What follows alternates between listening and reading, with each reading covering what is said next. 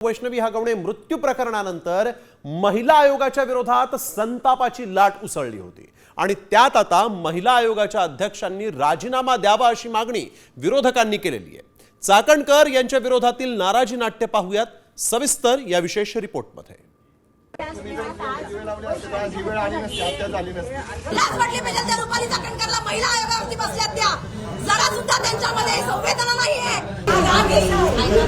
गेल्या काही दिवसांपासून असाच संताप महिला आयोगाच्या अध्यक्षा रुपाली चाकणकर यांच्या विरोधात राज्यभर व्यक्त केला जातोय आणि या संतापाला कारण ठरलंय वैष्णवी हगवणे मृत्यू प्रकरण। हगवणेंच्या मोठ्या सुनेनं केलेल्या तक्रारीवर आयोगानं वेळीच कारवाई केली असती तर वैष्णवीचा जीव वाचला असता अशी चर्चा सुरू झाली। ही चर्चा एवढ्या मोठ्या प्रमाणात वाढली की महिला आयोगासंदर्भात उपसभापतींना एक बैठक बोलवावी लागली।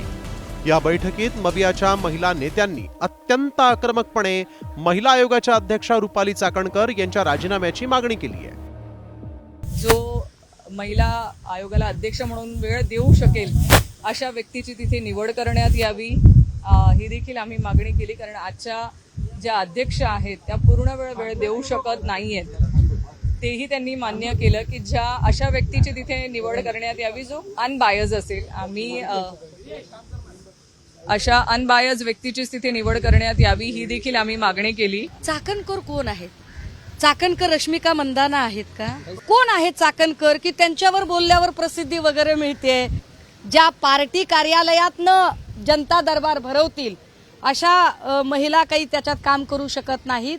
विशेषतः ज्यांना कायद्याचा परिघ माहीत आहे अशा महिला असाव्यात त्या, कारण ज्या आत्ता विद्यमान अध्यक्ष आहेत त्या कुठल्याही कायद्याची पदवी घेतलेल्या किंवा कायद्याचा अभ्यास केलेला नाहीत।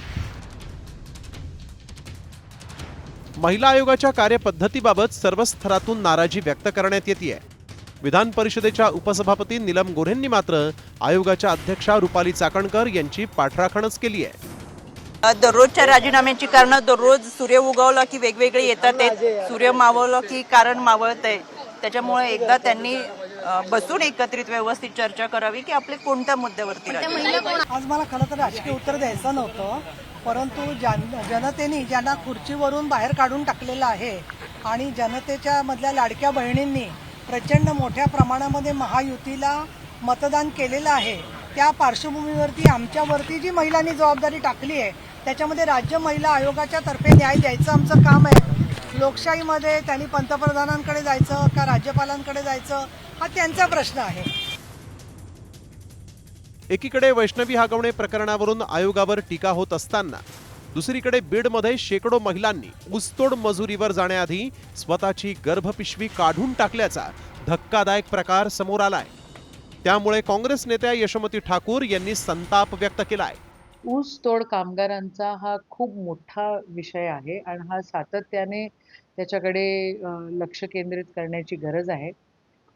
त्याच्यामध्ये स्पेशल हिअरिंग्स झाले पाहिजे। त्याच्यामध्ये का बरं असं, म्हणजे असं काय होतं तिथं की इतक्या महिलांचे गर्भाशय काढून टाकलेले आहेत?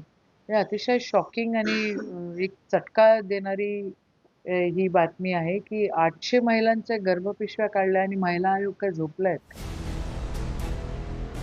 राज्यातील महिलांच्या समस्या सोडवण्यासाठी महिला आयोगाची स्थापना करण्यात आली, पण आयोगातील रिक्त पदसंख्या, वाढता घरगुती हिंसाचार, वैष्णवी हगवणेसारख्या प्रकरणातील बोटछेपी भूमिका अशा प्रकरणांमुळे महिला आयोगच एक समस्या बनलाय। महिला आयोग खरंच यापुढे तरी महिलांच्या समस्यांबाबत जागरूक राहणार की पुन्हा पोलिसांकडे बोट दाखवत आपला बचाव करत राहणार हा प्रश्न आहे।